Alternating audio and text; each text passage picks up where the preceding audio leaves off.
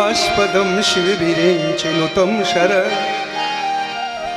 भृत्यार्पहं प्रणतिपालभवाब्धिपोतं वन्दे महापुरुषते चरणारविन्द योऽन्तः प्रविश्य मम वाचमिमां प्रशोक्तां सञ्जीवयत्यखिलशक्तिधराश्वधाम अन्यास्य हस्तचरणश्रवणत्वगादि प्राणान्नमो भगवते पुरुषाय तो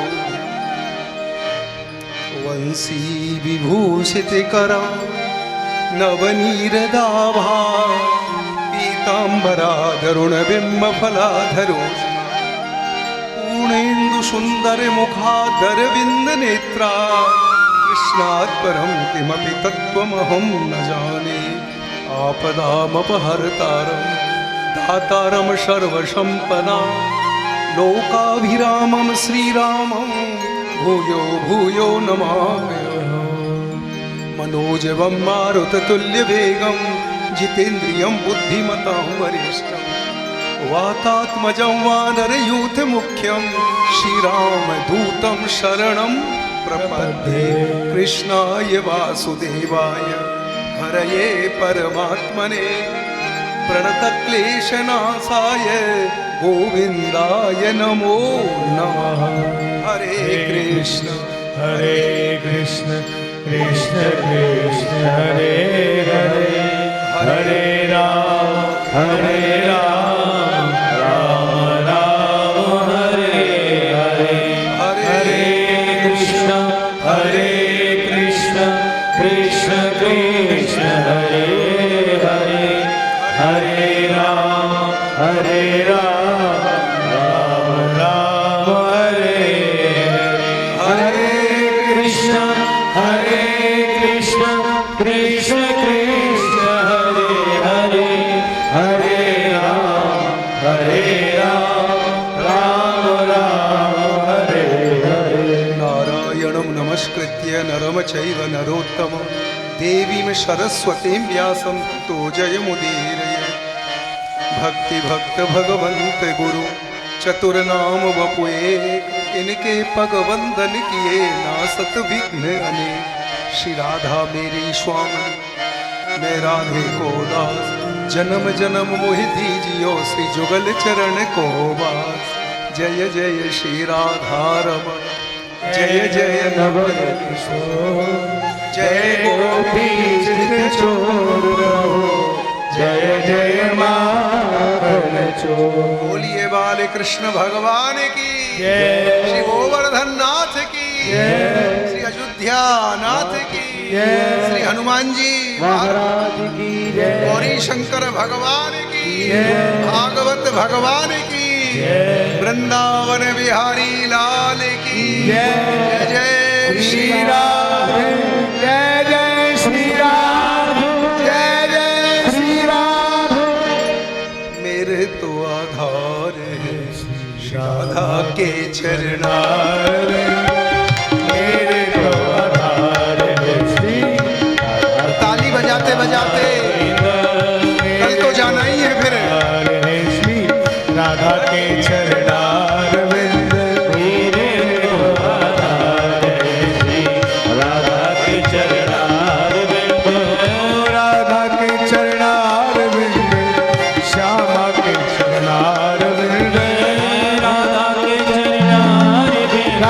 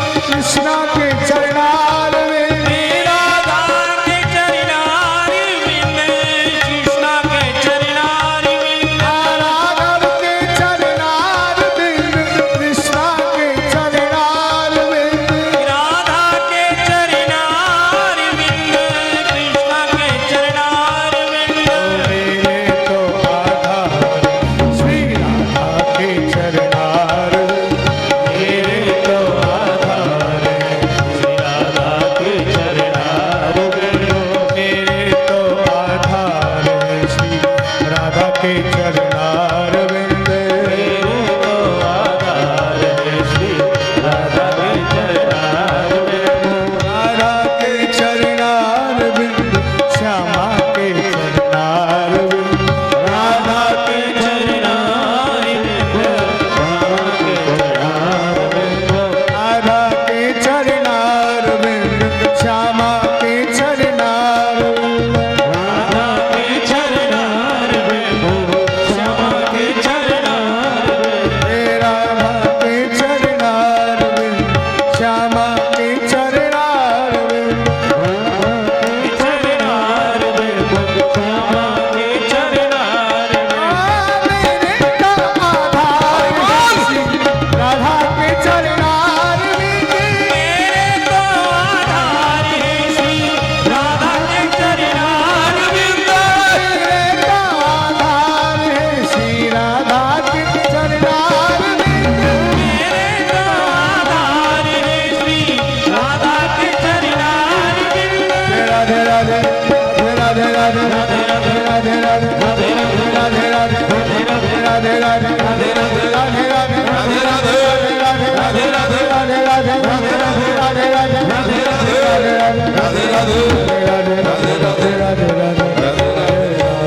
जय जय श्री राम जय जय श्री राम जय जय श्री राम हम बड़े भाग्यवान हैं।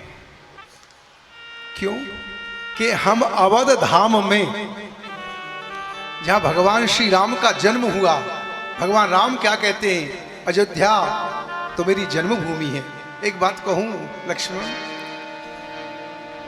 यद्यपि स्वर्ग को लोगों ने श्रेष्ठ बताया है और लंका भी सोने की नगरी है, अपि स्वर्णमयी लंका नमे लक्ष्मण रोचते। हे लक्ष्मण, ये लंका सोने की है पर मुझे अच्छी नहीं लगती है। क्यों? जितनी अयोध्या अच्छी लगती है। जननी जन्मभूमिश्च स्वर्ग आदपि गर्यशी, ये स्वर्ग से भी श्रेष्ठ है। हम कितने भाग्यवान हैं अवध धाम में।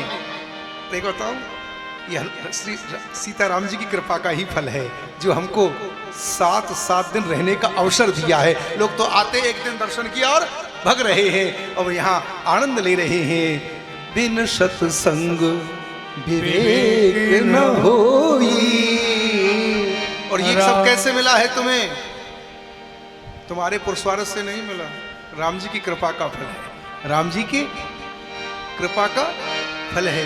बिन सत्संग विवेक न होई, राम कृपा बिनु सुलभ न सोई। अयोध्या में कौन आते हैं भागवत सुनने के लिए साहब? अरे पाम देत यह मार्ग सोई, अति हरि कृपा जाए पर होई। एक काम की बात बता रहा हूं, आपका बहुत बड़ा परिवार है, मोदी परिवार, बहुत रिश्तेदार हैं, सब लोग नहीं आ पाए, नहीं आ पाए। एक बताओ, जब व्यक्ति अपने निज भवन से तीर्थ की ओर चलता है, मैं जाऊंगा सरजू में गोता लगाऊंगा, राम जन्मभूमि का दर्शन करूंगा, हनुमानगढ़ी दर्शन करूंगा, तो उसके पाप कांपने लग जाते हैं। तो क्या कहते हैं, पहले तो हमें जन्म दे दिया, अब सरजू में गोता लगाएगा, हनुमानगढ़ी दर्शन करेगा, कनक भवन जाएगा और हमें बर्बाद करेगा, तो विघ्न हो जाता है शुरू। आने नहीं देता अयोध्या, वृंदावन जाने नहीं देता ना, मत जा। बड़े बड़े विघ्न आते, आपने देखा होगा। इस कथा की चर्चा कब से चल रही थी? पहले करानी थी, इससे पहले भी 2 साल। कुछ विघ्न आ गए, बोले अभी नहीं होगी, फिर साहब और 6 जगह पक्की हो गई, बीच में वहां कराई, फिर को नहीं हुई। परंतु ये कब होता है? जब करोड़ों करोड़ों जन्मों के पुण्य होते हैं साहब। जब करोड़ों बिना पुण्य के ये सत्कर्म करने का अवसर प्राप्त नहीं होता। भगवत धाम में निवास करना ये बिना गोविंद की कृपा के, बिना राघव की कृपा के संभव ही नहीं है। अब आइए 2 मिनट चर्चा करना चाहता हूं। राजा जनक के यहां पर, राजा जनक के यहां 9 योगी पधारे और उन्होंने उनको प्रणाम किया। अब ध्यान से सुनना, 10-5 मिनट में बोलूंगा, ये गुप्ता परिवार को धन्यवाद देना चाहिए। पूरे दिन भागवत सुनी, हवन किया और फिर भी कथा में आ गई। ये एनर्जी तुम्हें कोई और दे रहा है। घर में तो थोड़ी देर में थक जाते हो, बोले हम थक गए साहब, थोड़ा एसी बढ़ाओ, एसी बढ़ाओ। और यहाँ सुबह से ही लेकर के पूजा करनी, भागवत सुनना, फिर हवन करना, बोले और कीर्तन करो ना। मैं 2-4 शब्द बोलूंगा, आपका ज्यादा समय नहीं लूंगा। तो यह प्रश्न उठा, राजा जनक के यहाँ 9 योगेश्वर पधारे और उन्होंने प्रणाम किया। यदि संत घर पे आते हैं तो समझ लेना अब जीवन में परिवर्तन होने वाला है। यदि तुम्हारे बच्चों का मन, तुम्हारे परिवार का मन भागवत में लगा है तो समझ लेना अब घर में कोई परिवर्तन होने वाला है। क्यों? अब गोविंद की भक्ति में लगने वाले हैं। नहीं, लोग आते ही नहीं। होता क्या, 2-4 लोग आ जाते मैया को कथा सुना करके, यही तो होता, भाई माँ की इच्छा है कर दो, और क्या है। पूरा परिवार नाच रहा है। तो ये तो बिना कन्हैया की कृपा के जो नहीं आना चाहते थे, आदित्य जी के तो पेपर ही टल गए, आगे हो जाएंगे। वो ठाकुर जी कहते कथा सुनो पहले, वो तो होता ही रहेगा काम। मैंने कहा ना क्या, कोटिम त्यक्त्वा हरिम भजेत। मैं 2-3 शब्द बोलूंगा, आज बड़े महत्वपूर्ण शब्द हैं। तो राजा जनक के यहाँ योगी संत पधारे। राजा जनक ने उनको प्रणाम किया, हाथ जोड़ करके बोले, जो संत होते हैं ना, साक्षात भगवंत का स्वरूप होता है। ये भगवान ही संत के रूप में आते हैं। मेरी बात पर थोड़ा ध्यान देना, थोड़ा विचार करेंगे आप लोग। ये संत कोई साधारण नहीं होते, चाहे स्वामी विवेकानंद जी हो। अच्छा बताइए भाई, हनुमान प्रसाद पोद्दार जी को क्या मानोगे, इतना बड़ा परिवर्तन करके चले गए। ये साधारण संत नहीं होते। आग लगी आकाश में झरझर झरत अंगार, संत न होते जगत में तो जर जातो संसार। अब एक प्रश्न उठ रहा है, देखो ध्यान देना मेरे शब्दों पे। राजा जनक ने क्या कहा है, जब कोई संत मिले तुम्हें महेश जी, तो क्या कहोगे, मेरी कोठी कब बनेगी, BMW कब आएगी? नहीं, एक ही बात कहना, मुझे मेरी मोक्ष का उपाय बता दो। मैं 2-3 शब्द कहना चाहता हूं। क्या कह रहा है, मैं माया में मोहित हो रहा हूं, ये मेरा छोरा है, ये मेरी छोरी है, ये मेरा घर है। भजन करने का अवसर ही नहीं, अपने आप को समझने का अवसर ही नहीं मिल रहा है साहब। सुबह से उठता हूँ, ब्रेकफास्ट लेता हूँ, पैसा कमाने में लग जाता हूँ, फिर थोड़ा थका खाना शुरू करता हूँ, रेस्ट करता हूँ, फिर कमाना शुरू कर देता हूँ, फिर सो जाता हूँ। यही तो कर रहा हूँ। ये काम तो गधे भी कर रहे हैं साहब, कुत्ते भी कर रहे हैं। भागवत जी में क्या कहा है, भागवत जी में क्या कहा है, जो भगवान की कथा नहीं सुनते, भजन नहीं करते, चांडाल वच्च खरवत बतते न नीतम मिथ्याशु जन्म जननी जन दुख भाजा। और जो भगवान की कथा नहीं सुनते, उनका जीवन तो चांडाल, कुत्ते और गधे के समान बेकार चला गया। क्या किया, पेट तो कुत्ता ने भी भरा है, क्यों ना भरे, तुम बोल के रहे हो। पेटी तो तुम भी कितना खाते हो, 250 ग्राम, 250 ग्राम के लिए दिन भर झूठ बोलते हो। एक हनुमान चालीसा नहीं पढ़ते हो, खाली 250 ग्राम के लिए पागल हो रहे हो। खाओगे कितना, 250 ग्राम, और समय नहीं। एक हनुमान चालीसा फुर्सत नहीं है, एक हनुमान चालीसा पढ़ने की मोक्ष कैसे होगी। 2-3 शब्द बोलने का मेरा बहुत मन है। तो राजा जनक ने प्रश्न किया है, महाराज जी मैं कुछ कहना चाहता हूं आपसे, संतों से क्या कहा। महाराज जी एक बात यह है, आपके चरणों में दुर्लभो मानसो देहो, इस शब्दों पे ध्यान देना। राजा जनक कोई साधारण संत नहीं है।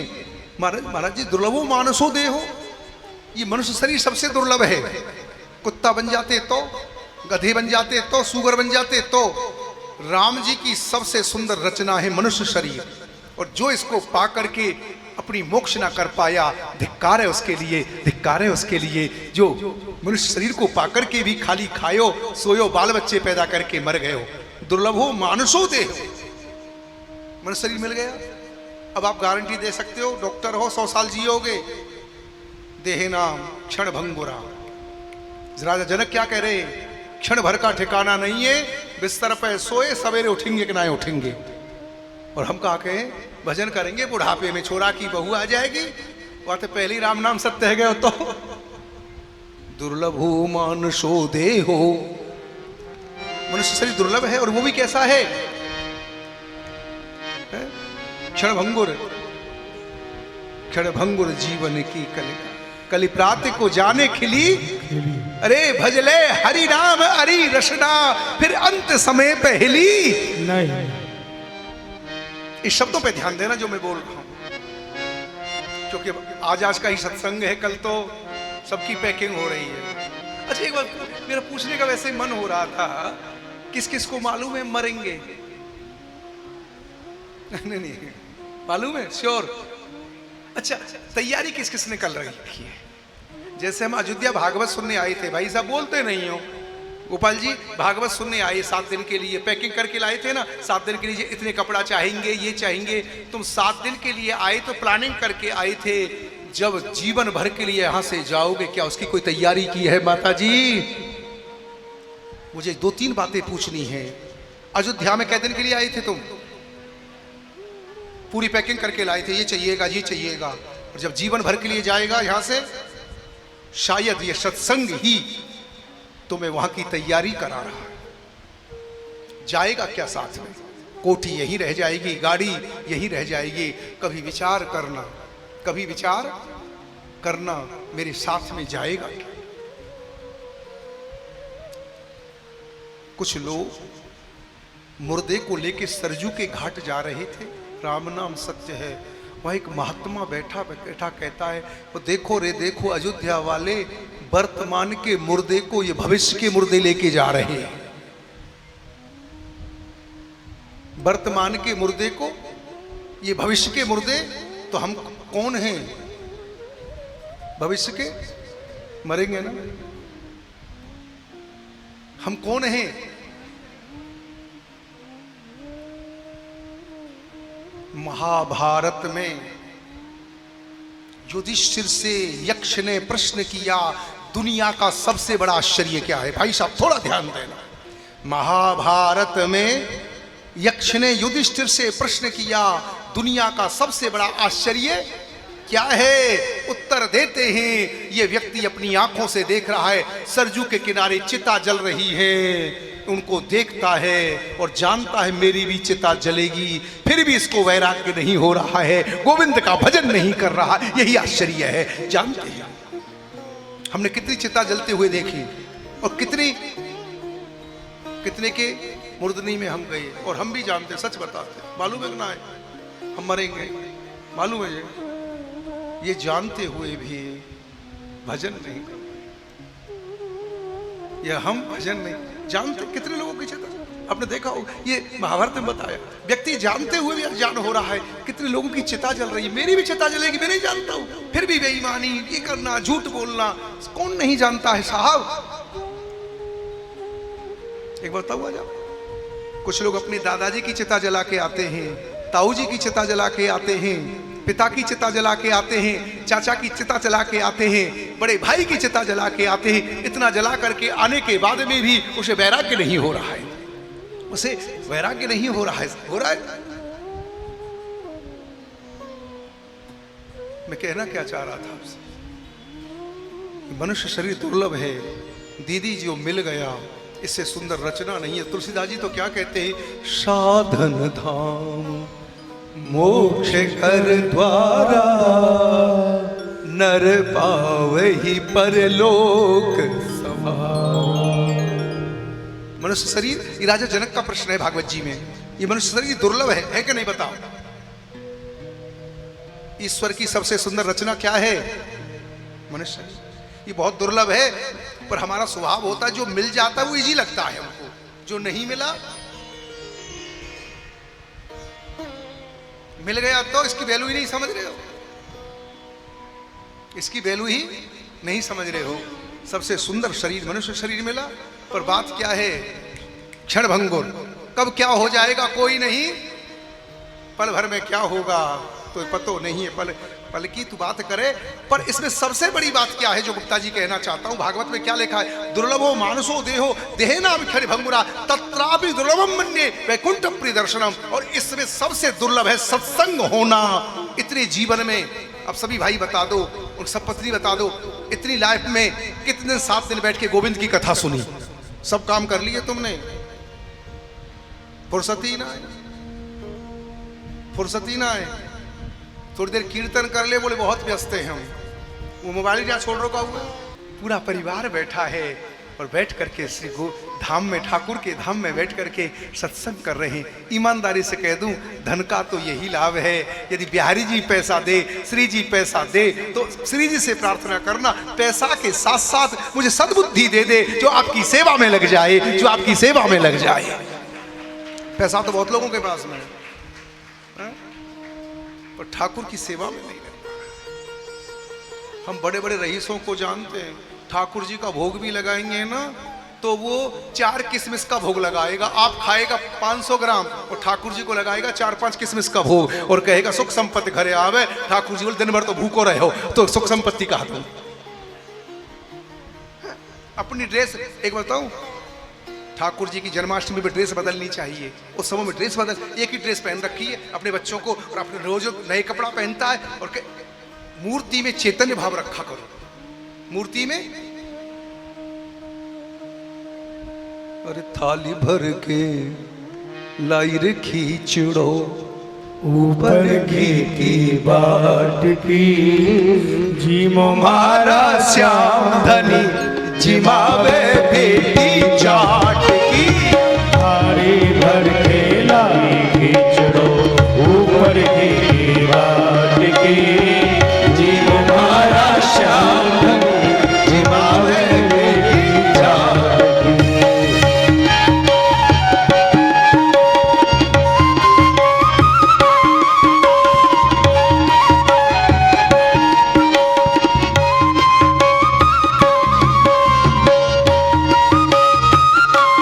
भक्ति होगी तो मूर्ति बोलेगी, मूर्ति बोलेगी।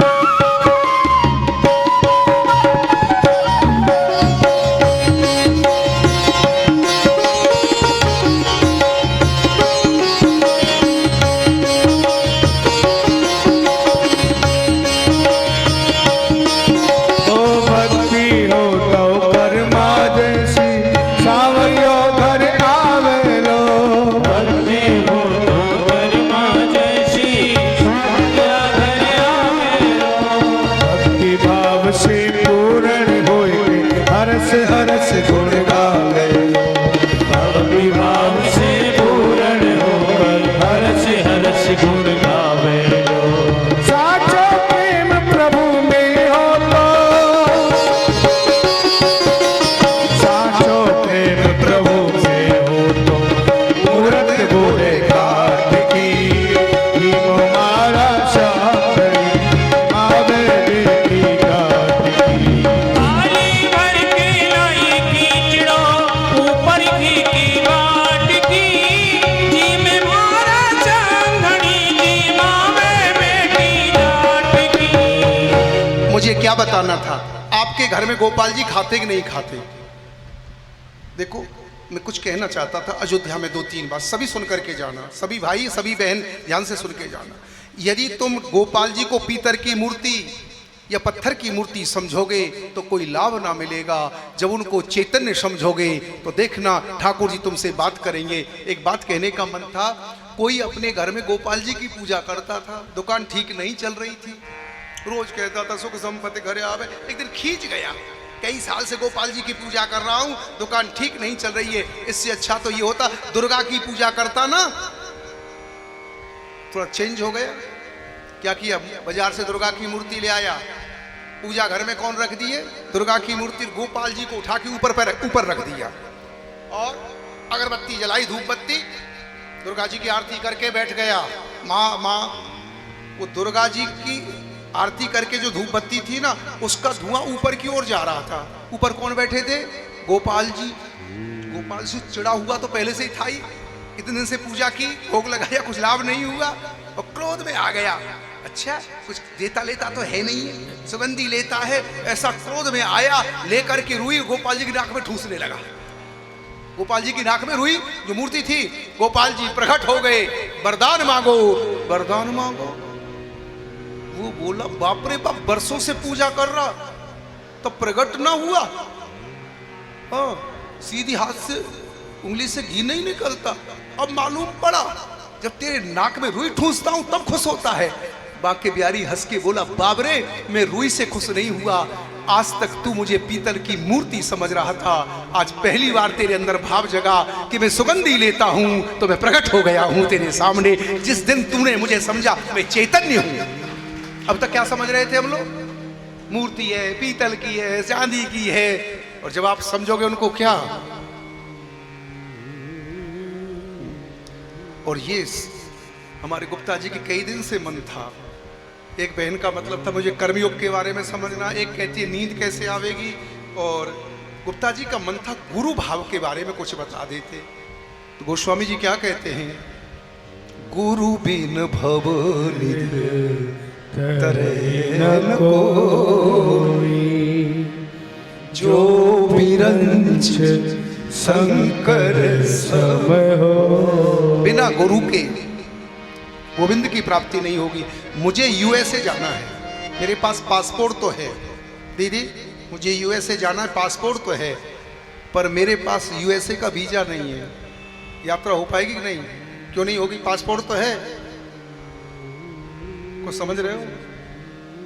मैं पूजा पाठ तो करता हूं, पर मेरे जीवन में कोई संत की कृपा नहीं है, सदगुरु की कृपा नहीं है, तो लक्ष्य की प्राप्ति नहीं हो पाएगी। तो जीवन में संत कृपा बहुत जरूरी है। संत कृपा, भागवत में क्या लिखा है, थोड़ा शब्दों पे ध्यान देना। निर्देह माध्यम, भागवत जी में लिखा है ये, निर्देह माध्यम सुलभम सुदुर्लभम प्लवम सुकल्पम गुरु कर्णधारम। इस श्लोक पर ध्यान देना। निर्देह माध्यम, ये नर शरीर बहुत दुर्लभ है, ऐसा भागवत जी ने कहा, पर सुलभ क्यों हो गया गुप्ता जी? मिल गया। जो वस्तु मिल गई, BMW जब तक नहीं मिली, ए भाई साहब, जब तक नहीं मिली दुर्लभ थी, और मिल गई सुलभ हो गई कि नहीं हुई है? ठीक है, अब तो कटिंग कराने भी जा रहे, बोल BMW ले चलते।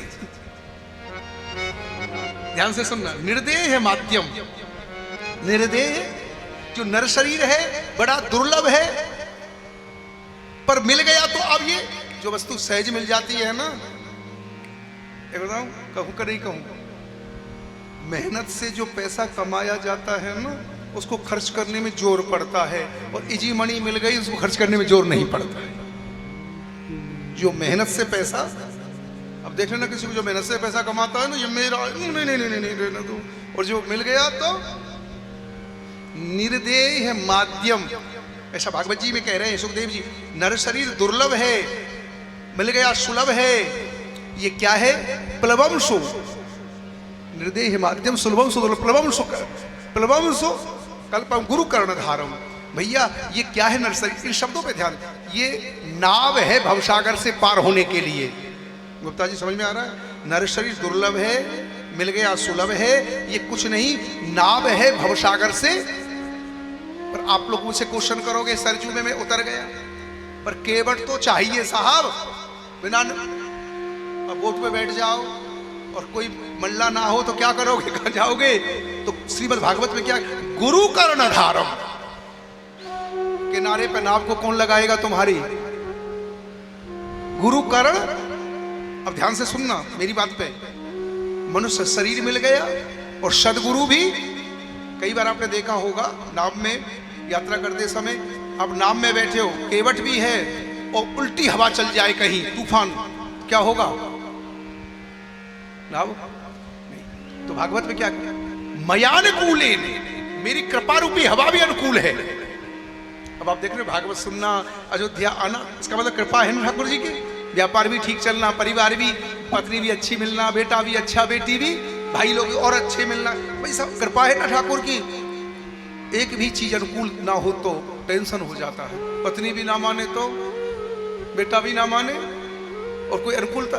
तो भागवत जी में क्या कहा, नर शरीर मिला भवसागर से पार होने के लिए, और हनुमान जी की कृपा से गुरु जी भी मिल गए, और मेरे कृपा रूपी हवा भी चल रही है।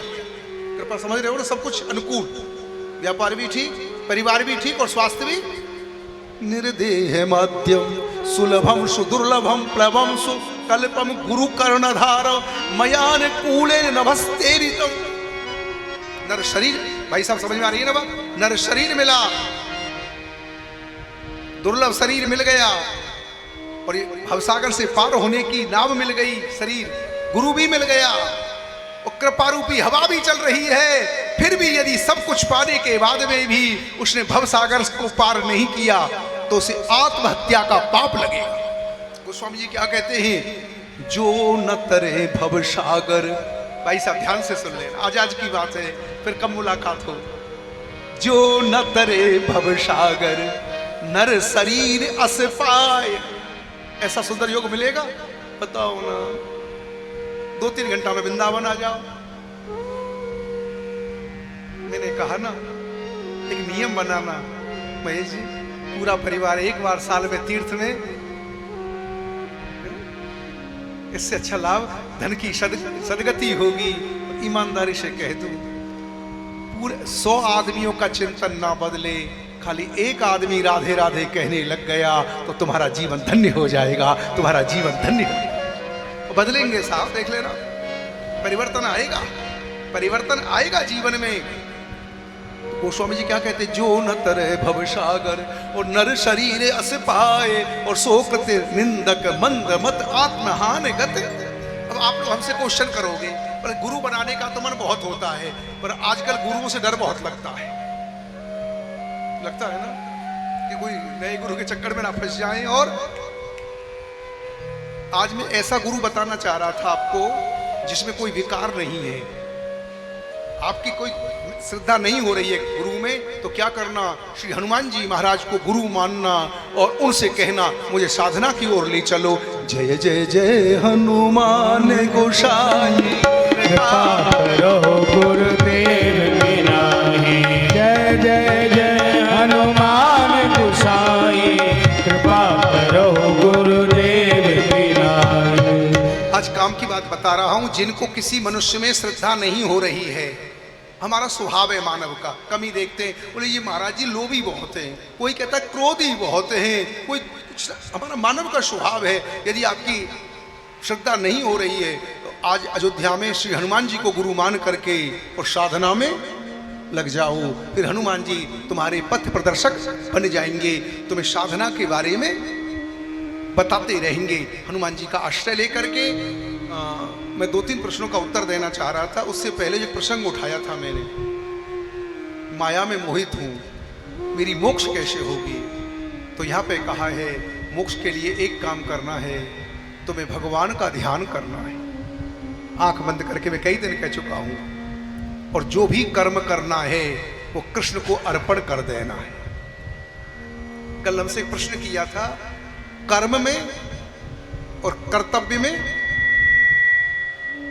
मैं डीप में तो आज नहीं बोलूंगा, परंतु 2 शब्दों में बता देता हूं। भागवत में क्या लिखा है, कायेन वाचा मनसेन्द्रियैर्वा बुद्ध्यात्मना वानुसुत स्वभावात् करोति यद् सकलम परस्मै नारायणाय समर्पयेत। ये सुखदेव जी महाराज कह रहे हैं, कायेन शरीर से, वाणी से, कायेन वाचा मनसेन्द्रियैर्वा मनसेन्द्रियों से जो भी कर्म करो श्री कृष्ण को अर्पण कर दो। भोजन भी बना रहे तो श्री कृष्ण के लिए, जो भी कर्म कर रहे हो श्री कृष्ण के लिए, जो भी कर्म कर रहे हो वो श्री कृष्ण को, भगवान का ध्यान करना। और जो भी कर्म कर रहे हैं, देखो कर्म करना और एक कर्तव्य बोध होना। कर्तव्य बोध क्या है, कर्म तो सभी, रोटी तो सभी बना रहे हैं ना रोटी, और कई बहन तो क्या करती है, पराठे सेकते रहती है, वहीं चौका में खाती रहती है। पर कर्तव्य बोध क्या है, किचन में नहा करके जाना और पहली पराठे का भोग गोपाल जी को लगाना। घर में सासू बूढ़ी है तो उसको भोजन देना। भाई खाना तो सभी बना रहे हैं नहीं बना रहे हैं। आपने देखा होगा कई लोग तो बिना नहाए गए वहीं सेकते रहे ब्रेड वहीं। और एक है कर्तव्य बोध, हमें कर्तव्य हमारा क्या है। हमने पहले भी चर्चा की, कभी फिर इसमें डीप में चर्चा बाद में करेंगे। कर्म तो कर ही रहे हम लोग अपना, कई सुबह उठते हैं, परंतु एक कर्तव्य बोध है। कर्तव्य बोध क्या है, भगवान राम ने क्या कहा, अरे सादर शास ससुर पद पूजा और अहिते धर्म और नहीं। एक कर्तव्य बोध। एक ये हमारे डॉक्टर साहब सुबह से पूजा पाठ में लगे हुए, मैं सोच रहा हूं, पर अब मेरा मन बोल रहा हूं ये भी बता दूं, ये भी बता दूं। लास्ट थोड़े शुरुआत है, कैसी बात कर रहे हो, अभी तो नर्सरी में एडमिशन हुआ है मोदी परिवार का। अब तो जब तक पोस्ट ग्रेजुएट ना बन जाओगे और तब तक बिहारी जी से ना मिल जाओगे तब तक धारा बंद नहीं होगी। अब तो शुरुआत हुई है साहब, कैसी बातें कर रहे हैं, अभी तो एडमिशन हुआ है। लक्ष्य क्या है, तुमने आप हो गया काम ऐसे थोड़े, अभी तो आरंभ हुआ है। हाँ, मैं 2-3 प्रश्न का उत्तर देकर के फिर आगे बढ़ूंगा। ये बहुत सुंदर प्रश्न किया। एक तो कर्तव्य बोध क्या है। श्री कृष्ण और अर्जुन दोनों भ्रमण कर रहे थे। एक ध्यान से सुनना, ये कर्तव्य बोध का ध्यान समझ में आ जाएगा। एक किसान हल जोत रहा है, ध्यान से सुनना। उसका बेटा खाना लेके आते हैं ना, जैसे उसको सर्प ने डस लिया, उसने देखा है मेरा बेटा मर गया, उसने मिट्टी उसके ऊपर डाल दी, हल जोतता रहा। जब शाम का समय हुआ, मिट्टी हटाई, रस्सी से लड़के का पैर बांधा और खींच के ले जा रहा है। श्री कृष्ण का, अर्जुन ठहरो ठहरो, इस किसान से पूछो ये बच्चा सुबह का मरा हुआ पड़ा है और अब इसको रस्सी पैर में बांध करके खींच के ले जा रहा है, कौन है? अर्जुन गया किसान के पास, बोले भाई साहब युवक कौन है? ध्यान से सुनना, आपको बोध होगा। युवक कौन है? मेरा बेटा है, मुझे खाना लेके आया था, सुबह सर्प ने डस लिया, अब इसका अंतिम संस्कार करूंगा। बोले तू कैसा ना समझ है, सुबह से तेरा बेटा मरा हुआ पड़ा है, तूने इसका अंतिम संस्कार क्यों नहीं किया? सुबह बोले देखो साहब ऐसा है, हमें काम करने का पैसा शाम तक मिलता है, मेरी बात पे ध्यान देना। यदि बीच में मैं काम छोड़ करके अपने बेटा का अंतिम संस्कार करने चला जाता तो मैं कर्तव्य से च्युत हो जाता, जो पैसा हमें मिल रहा है। यदि मैं काम बीच में छोड़ देता और बेटा का संस्कार करने चला जाता तो क्या होता? मैं कर्तव्य से अर्जुन बोला तू कैसा पागल है, तेरा बेटा मर गया, तू रो भी नहीं रहा है। बोले मैं भारतवर्ष का रहने वाला हूं, मैं जानता हूं शरीर तो नश्वर है, आत्मा अजर और अमर है, तो रोने का बात ही क्या है। जब श्री कृष्ण को बात बताई, कृष्ण मुस्कुरा करके बोले अर्जुन यही भूमि है महाभारत के लिए, या बिना पढ़े लिखे किसान को भी कर्तव्य का बोध है और आत्मा का बोध है। यहाँ पर यही भूमि उत्तम है, कर्तव्य का बोध, ये मेरा कर्तव्य है। माँ को संभालना क्या है आपका, बोलो ना। ये पांचों भैया सोचे वो संभाल लेगा, है गई। पांचों भैया सोच में लग जाए, वो भागवत करवा देगा, वो भागवत रह जाएगा। पांचों का धर्म है, माँ का संकल्प है, मैं पूरा करूंगा, ये संकल्प है, ये कर्तव्य है। और पांचों सोचे, वो आपके लिए लागू नहीं हो रही। एक बात कहूं, पिताजी की प्रॉपर्टी को सब भाई लड़ते हैं। पिताजी का मकान मेरा होना चाहिए, पिताजी की जमीन मेरी होनी चाहिए, पिताजी की ऑफिस मेरी, पिताजी की गाड़ी मेरी। बोले पिताजी को कौन रखेगा, तू रख ले। इतना उदार बन जाता है इसमें। ऑफिस नहीं छोड़ेगा, जमीन नहीं छोड़ेगा, मकान नहीं छोड़ेगा। जब पिताजी को रखने की बात आएगी तो क्या कहेगा, इसको आप रख लो। माँ बाप को कोई रखना नहीं चाहता, सांची। वो आप लोगों के लिए नहीं कह रहा, आप तो बहुत समझदार हो। नहीं, सब सोचते हैं ये भी टेंशन का काम है। बहू को लगता है ये भी तो टेंशन है, क्या सासू घर रहेगी तो बंधन होगा मेरा।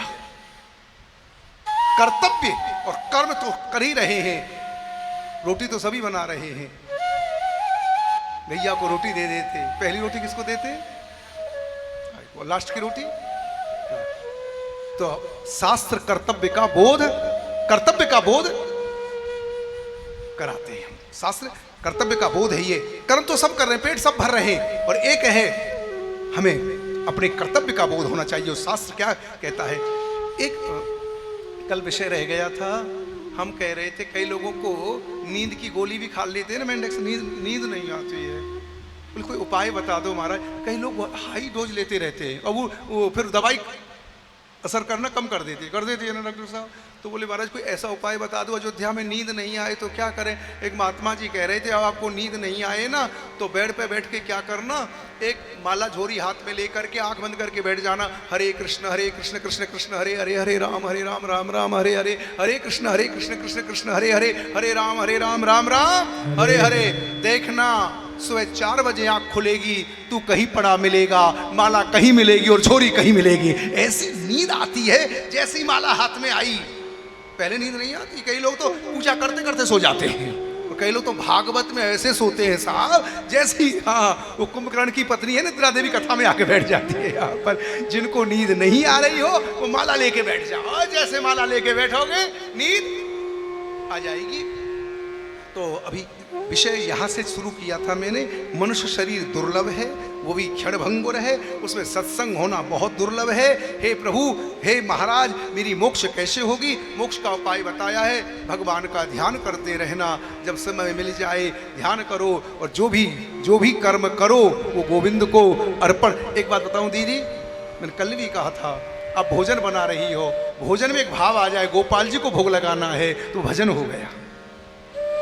घर में जो भी कार्य कर रहे हो यदि उसमें एक भाव आ जाए, क्या ये ठाकुर की सेवा, जो भी हम कुछ कर रहे हैं कार्य वो गोविंद के लिए कर रही हूँ, गोविंद के लिए कर रही हूँ, तो क्या होगा, वो कर सो कर्म करिए विधि नाना और मन राखिए जहाँ कृपा विधान।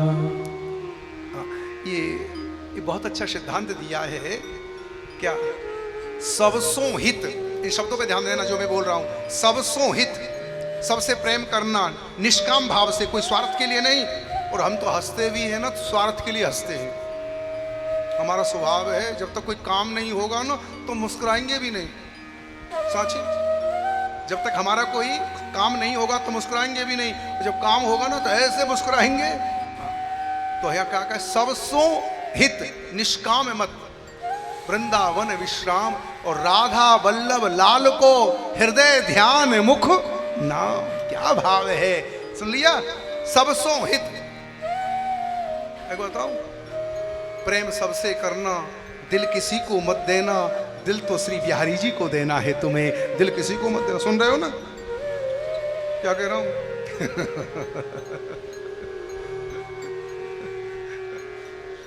दिल किसको दोगे? अब तुम जिसको देखते हो बहुत क्या कहते, आप बहुत अच्छे लगते हो, आपको बहुत अच्छे, और कुछ समय के बाद वही कहने लग जाए आप अच्छे नहीं लगते, तो कितना चोट लगेगी। हैं? एक बात बताऊं, जिसको तुम चाहते हो वो तुम्हें नहीं चाहता, किसी और को चाहता है, और जिसको वो चाहता है वो किसी और। यही संसार की विडंबना, सच बता रहा हूं, यही संसार की, हम जिसे चाहते हैं वो हमें किसी और को चाहता, जिसे वो चाहता है वो किसी। ये भरतरी का प्रसंग है, बड़ा गंभीर विषय है, समय भी हो रहा है, था कि कल 9 बजे कथा हो गई यहाँ पर। मैं विषय का उपसंहार करना चाहता हूँ, यहाँ से मैंने शुरू किया है। मनुष्य शरीर दुर्लभ है, ये भी क्षण भंगुर है, कब चला जाएगा, इसलिए महाराज साधना में विलंब मत करना। अवध में आए हो और नियम ले लो, आज से ही एक माला का जाप करूंगा, हरे कृष्ण कृष्ण कृष्ण हरे हरे, हरे राम राम राम। जितने भी लोग आए, एक हमारी आपने प्रॉमिस किया था, जब तक आदित्य हनुमान चालीसा नहीं करूंगा तब तक ब्रेकफास्ट, प्रॉमिस। ऐसे नहीं अयोध्या हम झूठ बोल के जाओ। क्या कह रहे हैं साहब? जब तक हम एक हनुमान चालीसा का पाठ नहीं करेंगे तब तक ब्रेकफास्ट, प्रॉमिस। आज मेरा मन है, शनिवार है, अयोध्या है, एक हनुमान चालीसा कर लें क्या विचार है आपका? सभी भाव से। और एक बात याद रखना, मेरी हनुमान जी की कृपा हो गई तो राम जी मिल जाएंगे तुम्हें, साची बता रहा हूं। क्यों? हनुमान जी ने ही सुग्रीव को मिलाया राम जी से, हनुमान जी ने ही मिलाया विभीषण को राम जी से, और हमें भी मिलाएंगे हनुमान जी श्री राम जी से। आइए एक बार हनुमान चालीसा का पाठ कर लेते हैं हम। श्री गुरु चरण सरोज रज निज मन मुकुर सुधार, परिणव रघुवर विमल जस जो दायक फल चार, बुद्धहीन तन जान सुमिरो पवन कुमार, बल बुद्ध विद्या देव मोहि हरऊ कलेश विकार। जय हनुमान ज्ञान गुण सागर, जय कपीस तिहुँ लोक उजागर, राम दूत अतुलित बल धामा, अंजनी पुत्र पवन सुत नामा, महावीर विक्रम बजरंगी, कुमति निवार सुमति के संगी, कंचन बरन विराज सुवेशा, कानन कुंडल कुंचित केसा, हाथ वज्र और ध्वजा विराजे, कांधे मूज जनेऊ साजे, शंकर सुवन केसरी नंदन, तेज प्रताप महाजगवंदन, विद्यावान गुणी अति चातुर, राम काज करिबे को आतुर, प्रभु चरित्र सुनबे को रसिया,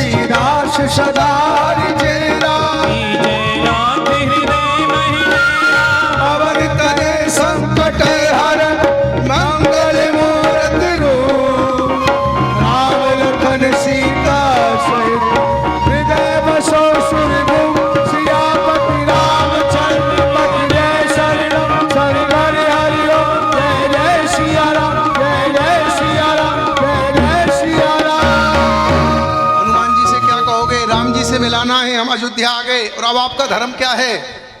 एक बताऊं, खरबूजे देख के खरबूजा रंग बदले। ये गुप्ता जी ने सब भाइयों को प्रणाम करना तो सिखा दिया है। एक बताएं आपको, ये गौरी की मम्मी कह रही थी कल, बोले ये भाव बना रहे अयोध्या में क्या, राधा मेरे तो आधार हैं श्री राधा के, बस अयोध्या से लेके यही भाव जाऊं, यही भाव, बस राधा रानी का आश्रय। अब राधाष्टमी शुरू हो गई है, बरसाने में तो 4 बजे राधा रानी का अभिषेक होता है, प्रातःकाल 4 बजे। और हम क्या, तुम 4 बजे राधा रानी का ध्यान करना, बरसाने में हूँ और श्री राधा रानी का पंचामृत से। और 12 बजे कल हम राधा रानी की, गोपाल जी कह रहे थे ना 12 बजे तक अन्न मत खाना, गौरी पापा से कहते ना अन्न नहीं बनवाए 12 बजे के बाद में, ठीक है ना। अब ये आप बैठे हैं ना राजेंद्र जी, 12 कल अन्न का नाश्ता, राधा रानी आ रही हैं, पूर्णाहुति हुई होगी, पूर्णाहुति करके फिर अन्न, ठीक है ना। एक दिन तो राधा रानी के लिए व्रत कर ही सकते। और कल की कथा बड़ी सुंदर है, कल की कथा जो है ना, कल की अद्भुत कथा है पूरी भागवत का। कल मन लगा के कथा का श्रवण करेंगे। और मेरे सीने में बैठे हैं, एक बार, आज शनिवार है, जल्दी नहीं है, डॉक्टर साहब परेशान है तो हम क्यों परेशान है, रात भर करेंगे हम लोग तो। अरे तो हम तो आपके लिए कर रहे, थक गए होंगे, सुबह से बैठे हैं, पर कल 9 बजे तैयार भी होना है ना। आदित्य कहता है करो सा है ना, ये छोरा हमारे संग ना चले जाए कहूँ, सुनो तुम तो बना रहे डॉक्टर और ये राधे राधे रटे में लग गए हो तो। श्री राम जानकी बैठे हैं मेरे सीने में, श्री राम जानकी बैठे हैं मेरे सीने में, श्री राम जानकी बैठे हैं मेरे सीने में, श्री राम जानकी बैठे हैं मेरे